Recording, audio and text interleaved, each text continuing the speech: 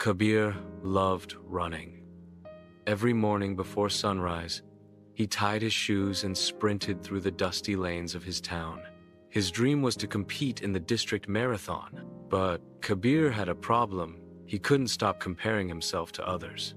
When he trained with his friend Rohan, he noticed Rohan's longer strides. When he saw athletes on YouTube, he obsessed over their speed. Even during practice, instead of focusing on his rhythm, Kabir kept checking who was ahead. "Why am I always behind? Maybe I'm not meant to run," he muttered. One morning, after a particularly frustrating practice, Kabir slumped on a park bench. An old coach, retired but still sharp, sat beside him. "You look defeated, son. What's troubling you?" Kabir sighed.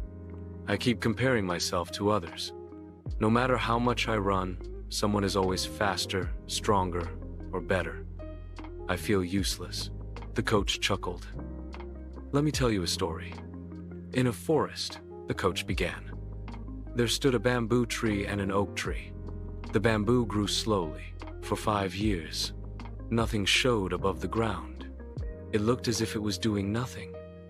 Meanwhile, the oak tree sprouted quickly, growing tall and strong. The oak mocked the bamboo, saying, 'You are weak. You'll never catch up to me.' But underground, the bamboo was growing roots deep, powerful roots. After 5 years, the bamboo suddenly shot up, growing taller than the oak in just a few weeks. Do you know why? Because it spent years building a foundation unseen by anyone else." The coach looked at Kabir. "Your journey is like that bamboo. Stop comparing your chapter 1 to someone else's chapter 20. Everyone runs at their own pace. Focus on your roots, your training, your discipline. When your time comes, you'll rise." Kabir felt something shift inside him. For the first time, he understood. On the day of the marathon, Kabir stood at the starting line. Runners all around him looked taller, stronger, faster. The old habit of comparison crept in, but he shook it off. "This is my race," he whispered.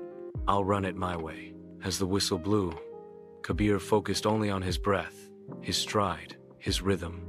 He didn't care who was ahead. Halfway through, he noticed many runners slowing down. But Kabir kept steady. When he crossed the finish line, he wasn't first. He wasn't even in the top 5.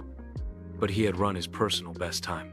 And for the first time, he felt like a winner. Later, Kabir met the coach again.